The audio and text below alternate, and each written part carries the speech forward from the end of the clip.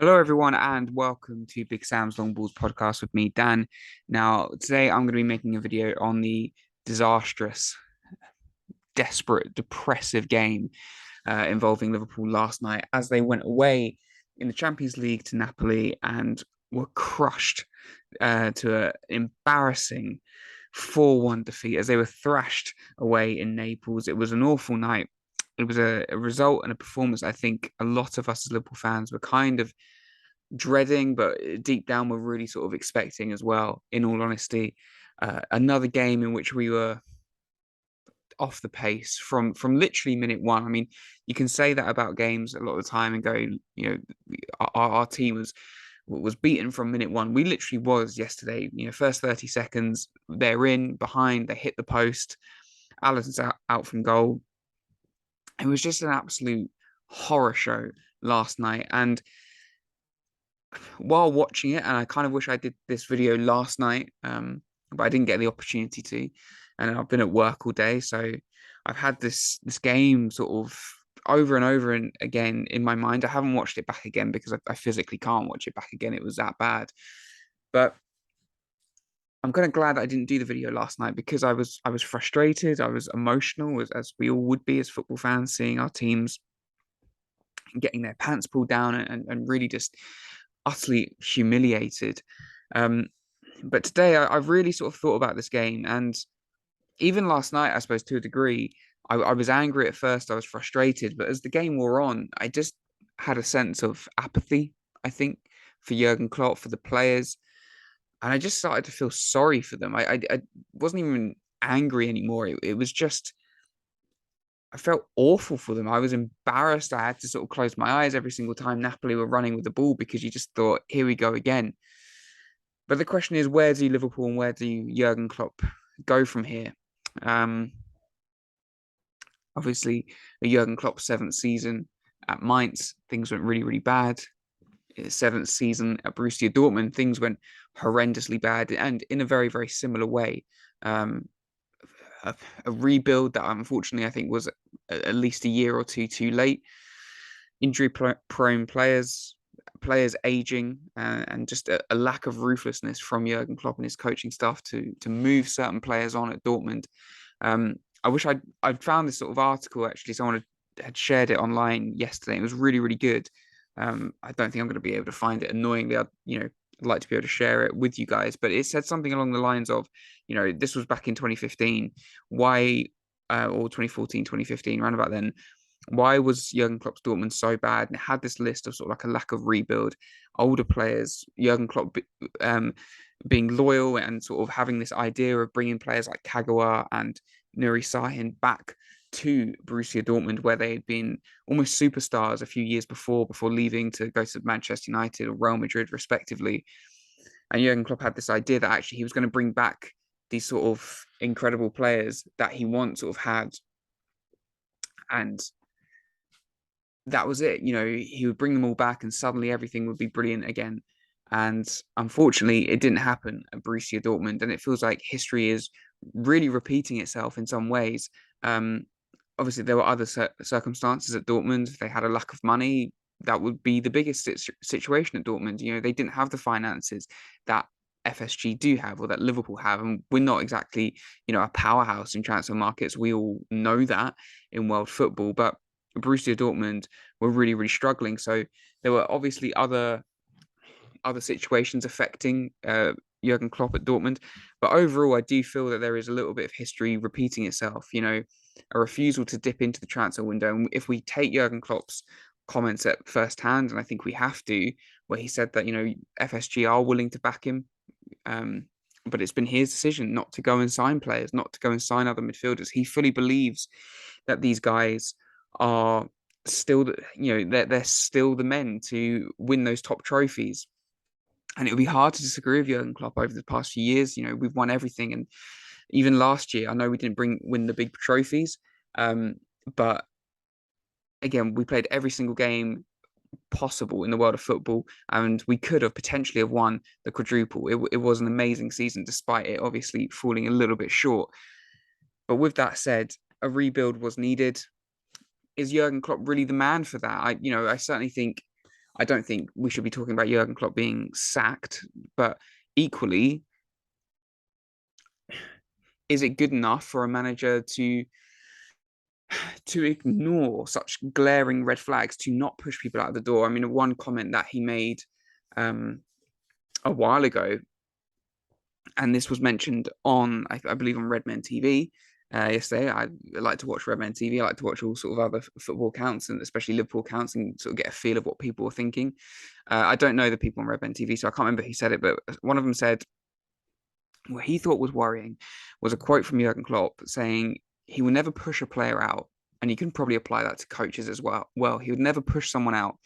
It would only be if someone is really desperate to leave. That'll be the only time they ever leave. And you look at people like Alex Oxlade-Chamberlain, Naby Keita.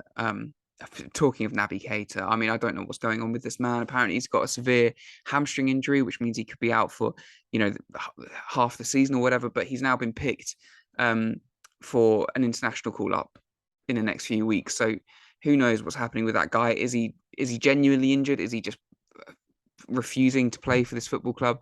I don't know. But there's players like that. There's players like James Milner, who, with all due respect, should not be anywhere near this football team. And last night was awful. It was simply embarrassing all round. I think the only players that who can come out of that game with any feeling of positivity or with their head held high is obviously Alisson again. For me, I thought he was probably our best player. I know a lot of people say Diaz, but I thought again Alisson was probably our best player, similar to in the derby against Everton at the weekend. And in a game that we've conceded 4, I feel that our goalkeeper was, if not man of the match, certainly a top contender, because Napoli could have scored 7 or 8 quite feasibly. They scored the 4 goals that they did. They obviously hit the post very early on. They missed the penalty. Just before the second goal, Joe Gomez makes an absolutely calamitous mistake and they're in, and they miss one. I think maybe that's when they go right. There was the open goal.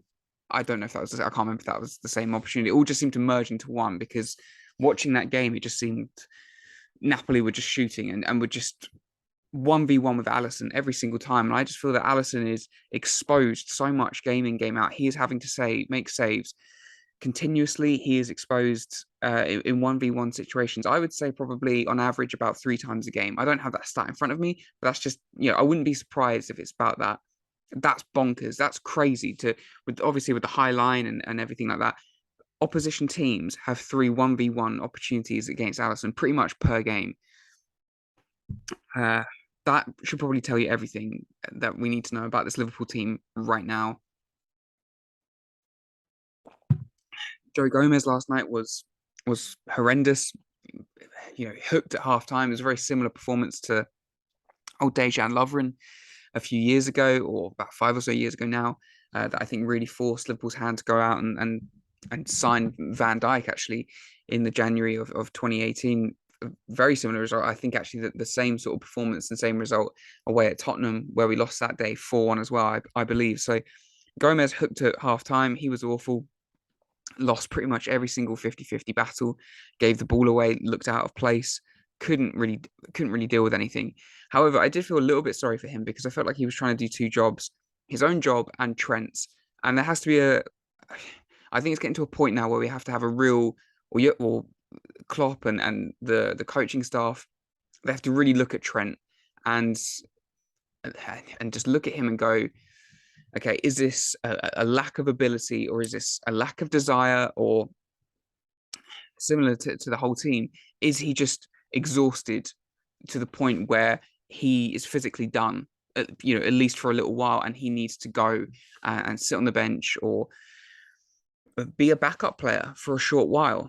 The worry with that, though, is if that is the case, whether it's because it's a lack of not fitness in terms of sort of match fitness, but in the sense that he's played relentlessly, like the majority of these players have for the past sort of 5 or so seasons, without proper backup, without proper rest. And it looks like it may be caught up to him. People talk about arrogance, and he certainly looks like that at the moment. He's strolling around the pitch. He's not sprinting. I don't know. I don't know the guy, obviously, so we really don't know what's happening. I'd hate to say that any of these players weren't giving everything, that they were arrogant, but having looked at them over the past number of years, you would never suggest that about any of these players. You know, what you would always say about a Jurgen Klopp team, and this Liverpool team in particular, is they give everything. They're 100 miles an hour. They're fully dedicated. We're not seeing that at the moment, and I'd hate to think it was an attitude problem. But it could be. It might not be a sense that they're sitting there thinking, oh, I want to lose tonight, or I want to play badly, but it could be depression. It could be anything like that, because we know that's rife in sport. And sports therapists and things like that are so important in the echelon of professional sport. We know that. And if you was to look at these Liverpool players and actually look at them sort of psychologically, you wouldn't be surprised if they were struggling with that mental fatigue. And I think when you have that sort of mental fatigue, a big side effect is sort of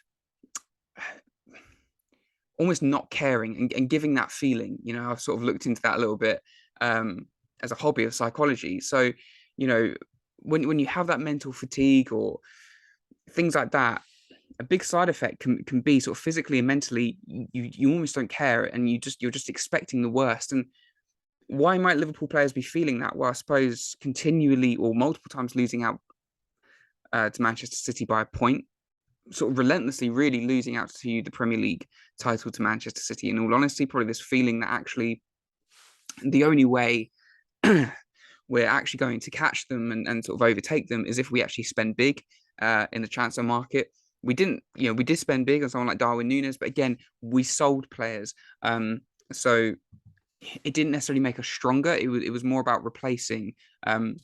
So I think it's important for all players to see owners and teams have ambition and bring in more players. And I think it was quite interesting hearing Brendan Rodgers, I think sort of a week or so ago, whenever it was that they lost to Manchester United. It literally was a week ago, wasn't it, when the transfer window closed? And I thought it was really interesting because he was interviewed and he was asked about the transfer window, because obviously Leicester have had if we can think we've had a sad transfer window, obviously Leicester fans will be going, well, hang on a minute, because ours was shocking. I don't even think they really signed anyone, did they? But he spoke about it and said how frustrating and deflating it was for him as a manager, seeing rival managers being given big transfer budgets and going out and being able to spend money, and he couldn't. But the most interesting thing he said was, for the players, it's demotivating for those Leicester City players, because they want to see a new player come in, because it's exciting for them. It means that, okay, it shows the ambition. They want to see someone come in that can help take them to another level. Now, I thought that was a really good point made by a professional manager, and that could be one of many reasons why Leicester are struggling, and it could be another reason why Liverpool players are struggling. I think it's not just one thing for me. It's not as simple as FSG out. Now, if you've ever watched this channel before, you might well know that I'm not FSG out, but I'm equally not really FSG in. I don't almost really know how I feel about FSG. I sort of understand their business model, and I get it, and I think it's sound, and we're in safe hands. But I also feel that to go up to another level, they have to do more. They're certainly not the worst, and they're certainly not the best. So they're kind of in between. But I do think it's sort of a combination of things that maybe FSG aren't willing to take risks.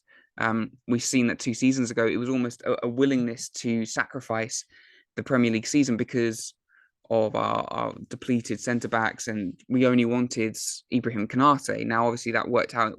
We can look at it last season. Konate was fantastic for us. We won 2 trophies, but that season was awful. And as awful as it was, we were top Christmas Day. And if we had maybe changed that approach, maybe brought someone else in, with a shorter term goal, then maybe Liverpool could have potentially of maybe gone on and won the Premier League that season. They might not have done, but it might have been a stronger possibility than signing a Championship centre back that you have no intention of ever playing, and a guy who was playing in pretty much a team that was already nearly relegated from the Bundesliga.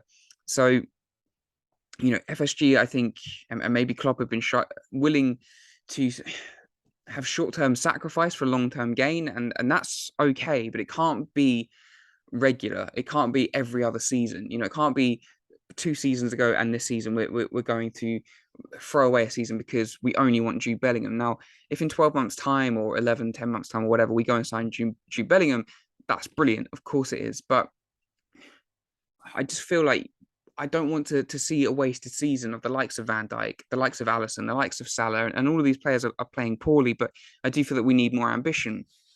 I equally feel that maybe the players are utterly exhausted. You can add into that we probably did need some newer players to come in. Equally, I think players have to take on a bit of responsibility themselves and go, actually, their performances, last night's performance on the pitch, we can talk about FSG and their sort of lack of intensity, I would say, in transfer markets. But FSG had nothing to do with last night. Liverpool were awful. They looked like they didn't care. They looked like they had no ambition out on that football pitch. That is not FSG's fault. That is not any owner's fault. Thanks, Kat. That is the players' fault because they're not right mentally. Equally, we can look at the tactics from the likes of Jurgen Klopp and Pep Lingers. One thing that I think has been said sort of over the past few months is that Jurgen Klopp has sort of backed away from doing a lot of the coaching work, and Pep Lingers does the majority or pretty much all of the coaching. He sort of leads it really throughout the week, and I think Jurgen Klopp sort of oversees it from his office, and he might come out for like the last training session of the week. Hopefully, Jurgen Klopp spoke about a change happening. I don't really know what kind of change. But going back to basics is what I'm hoping for. And if that's the case, then I would like to see maybe Jurgen Klopp go back out on that training pitch. It might actually help some of these Liverpool players, maybe just mentally, to seeing that the manager go out, first thing early on in the morning, and just show, I'm not saying that Jurgen Klopp is showing a lack of motivation by not being on the training pitch every single day. We know traditionally that Alex Ferguson, arguably the greatest manager in Premier League history, didn't do that. He spent a lot of his time in the office overseeing a lot of things. He, put that onto his coaches. So it does obviously work. However, Liverpool are in a mess at this current moment in time. So I think it would be good to see Jurgen Klopp get back out there firsthand. And it would be interesting to see what Pep Lingers is doing, because we talk about intensity a lot to the point where our assistant manager has now released a book on it. It seems kind of weird to me, but fair enough. That's fine. But, and this is going to sound really quite daft, I think, but bear with me if you stuck with the video this long, because this is going to sound really, really stupid. But I almost feel that this Liverpool team are being overcoached. Now, you might look at that, or you might listen to that and go, how can we be overcoached? We were appalling last night. We've been appalling in every single game. We've been outrun. We've been outfought game after game. How on earth can this be a case of that we're being outcoached? If anything, it looks like it's a free-for-all. But I would argue differently. It's very much the German machine, and when things are brilliant, everyone's really intense.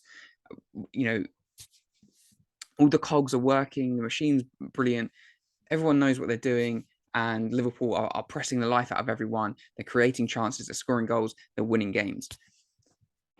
But once that drops off a little bit, there is this real, I don't know, either reluctance, stubbornness, which we keep hearing in when people talk about Klopp, a lot of people talk about him being stubborn, or potentially another thing that maybe a lot of us don't want to discuss is maybe an inability to change. And I think in games, players, I think, although it might not be the tactics of the coaches or of the manager, but I think if you can see a situation on a football pitch, like last night, the amount of times that Napoli had a spare man over, and like the second goal, for example, was embarrassing. And you've got people highlight Trent and how poor he was, and he was awful. I'm not going to make any excuses. He was terrible last night.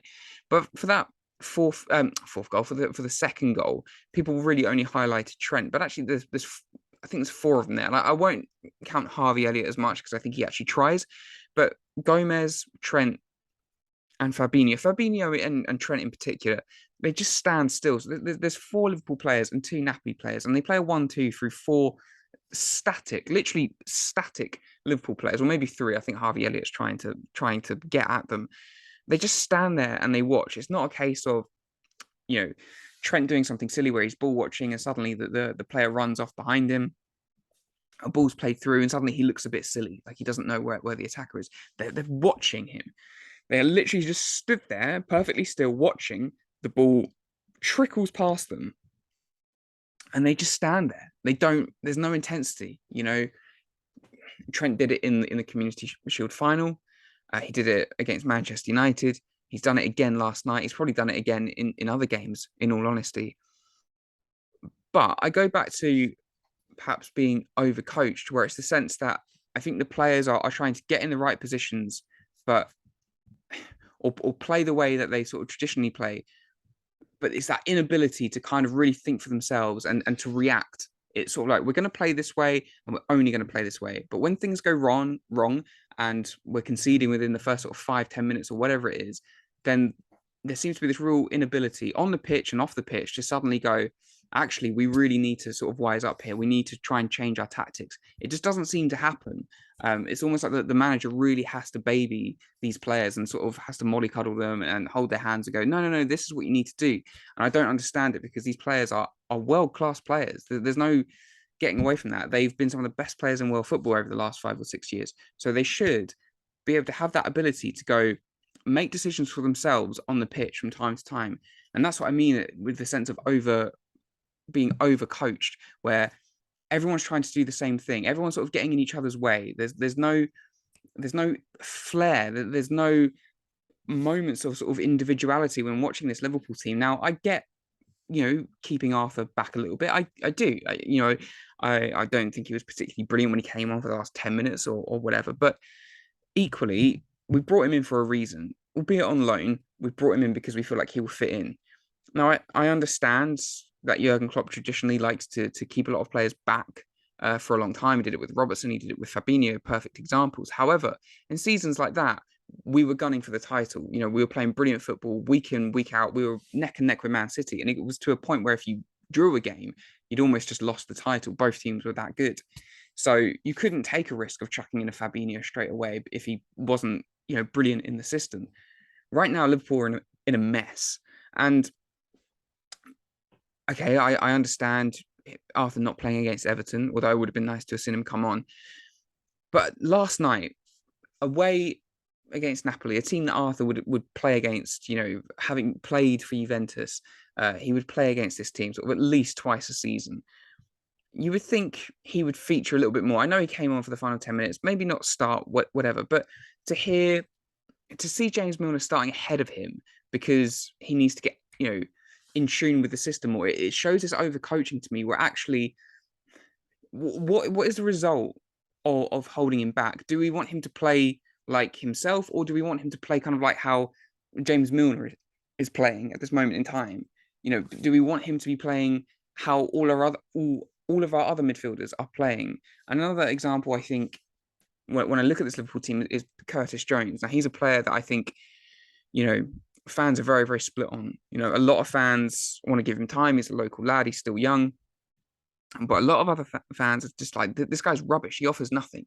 But if we wind the clocks back just a few years, he was the big name in the academy. He was the name that was exciting everyone. He was playing on that left wing. He was cutting inside. He was scoring goals regularly. He was getting assists. He was tricky, 1v1 situations. He was skipping past fullbacks. You wouldn't use any of that to describe Curtis Jones in this Liverpool team. And maybe some of it, to a degree, is his own fault. I get that. But he's been taken out from an attacking position. He's been put in a number 8 on that left-hand side, on that right-hand side. He's been tasked with more and more and more defensive responsibilities. At times, he's even played as a number 6. And while maybe you could argue that's good for his football development, so he understands multiple roles, it's taken away what he offers. What he offers is flair, is goals, assists in that final third. He's spending more time picking up the ball from our centre-backs when he does play. It's a worry for me that we're actually taking some of the excitement out of these players, and we're just making them fit to one damn system that isn't working anymore. And that's where I mean about overcoaching. We're trying to make every single player the same, and it's not working. Harvey Elliott is another one that really, really worries me. I think he's a very good player. And again, last night, I thought he was probably one of the picks out of a very, very bad bunch. But putting a player who started out as a right winger, someone who could play, off a striker as a number 10, a creative player, to put him in a midfield three where he has to, on that right hand side, where he's going to have to constantly track back and cover probably the most attacking fullback in world football in Trent Alexander-Arnold. What are we doing to him? This guy started out as a wide man. Okay, things can change. He might not have the pace. But you'd think with a player like that, you would want to go maybe a number 10, 4-2-3-1, have a double pivot, Fabinho, Thiago to dominate that area of the pitch, and then give Harvey Elliott areas to roam and get his head up and get assists, get goals. That's what you want from him. His game is now being changed to constantly tracking back and defending, helping the centre backs and helping the right back out. It worries me because that's what I think about just being overly drilled, overly coached, where it's almost sucking the life out of some of these players. I'm not saying change the coaching setup, but I think this is going to be the biggest test certainly of Pep Lindger's career at this moment in time. He's made his name at Liverpool on intensity. He's made a bloody book on it. It's not working right now. And I don't think it's going to work again this season, because either these players are finished in terms of their quality, they can't get it back, or they're finished physically in this role and they have to change tactically. So Pep Linders is going to have to be flexible. We know how highly Klopp rates him, and Jurgen Klopp himself is going to have to be very, very flexible himself, and hopefully we will see a change. Personally, I'd like to see, I don't know if changing formation really does all that much, in all honesty, but I wouldn't mind seeing a 4-2-3-1. Fabinho, who's looked awful, but I feel for him, he's pretty much a one-man midfield at this moment in time. He's been isolated left, right, and centre. And people talk about Virgil van Dijk and sort of this drop off. And I was listening to Jason Cundy on Talkshite today. I don't know why, saying he's the most overrated player that's ever played the game, all this absolute drivel. But there were times last night where Van Dijk was literally, it was 2v2, 3v2, even 4v2, I think on multiple times happened last night. And he mopped it up on his own. So even as bad as he is at this moment in time, he's still probably our best centre-back. And I feel for him. So I think a double pivot, Fabinho and Thiago, just to help each other out in that role. Let someone like a Elliott or a Carvalho get game time in that number 10, and give Núñez a run of games. I don't see how it does him the world of good to continually chop and change. Play one game, you're out the next. Play one game, you're out the next. There's a lot of pressure on this guy. And he's in and out continuously. You look at someone like Erling Haaland, he's chucked right in. Did he fit the Man City style? Potentially not, but he keeps it simple. He doesn't get involved in the build-up play. He's not dragged out wide like what we saw with Núñez last night when he came on, constantly sort of playing on that left-hand side, playing as a winger and trying to whip the ball into 5'5" Harvey Elliott. I don't understand these tactics. We can talk about someone like Pep overthinking things. He's literally said to Erling Haaland, don't get involved in the build-up. I know that City have got better players and more creative players, but he just stands still half the time. He just sort of, and once he just gets in the box and he makes very good runs. Sometimes he makes very simple runs. But when City get the ball in attacking areas, he's always in the penalty area. Mo Salah right now is never in the penalty area. Luis Diaz isn't in the penalty area all that much. Firmino, when he plays, we all know he likes to drop deep. Darwin Núñez at this moment in time, he's out on that right, he's out on that left. I don't understand these tactics. And I just feel that maybe Liverpool are overdoing it almost on the training pitch. It's too complicated. Everyone has to play the same style. Everyone has to be able to do the same thing. But you know what? No, they don't. Let's get Harvey Elliott and players like Curtis Jones when he comes back and Carvalho. Let's get them further up the pitch. Let's stop making them track back and defend and do all these things that is not part of their natural game. Get them forward, get them more on the front foot, and get a double pivot, help Fabinho out, and someone give Trent a slap around the head and tell him just to sit back and actually act like a fucking defender for 5 minutes. Because if we continue to play the way that we are, I kind of feel that Jurgen Klopp's going to go, not walk. I think it would be very similar to Thomas Tuchel. I would not be surprised to see Jurgen Klopp has been sacked in a couple of months' time. I hope that's not the case. But if things continue to go the way they are, I think FSG will turn around and go, look, we have backed you in the transfer market at times. You are the one making these decisions. So anyway, that's me being a bit of a pessimist. Anyway, guys, I hope you enjoyed this video to a degree if you're a Liverpool fan, although it's pretty depressing at this moment in time. Let me know in the comments down below your thoughts on Liverpool. Even if you're a rival fan, if you want to troll, that's fine. But if you've got any actual anything to contribute in terms of sort of like your knowledge on football and what you've seen, that would be really, really interesting, you know, as a rival fan to kind of go, instead of just going, he's crap, he's shit, he's overrated. Actually, what are you seeing that Liverpool are doing wrong game in, game out as a rival fan? Also, as Liverpool fans, you know, comment down below how you're feeling, your thoughts on Jurgen Klopp, your thoughts on the owners, your thoughts on this whole situation, and let me know the team that you would like to see going forward. It looks like the games this weekend are going to be called off. The Queen has died, unfortunately, today, age 96. So obviously, all these things will stop. We wish, you know, rest in peace to the Queen, all the condolences, and sort of it's very, very sad.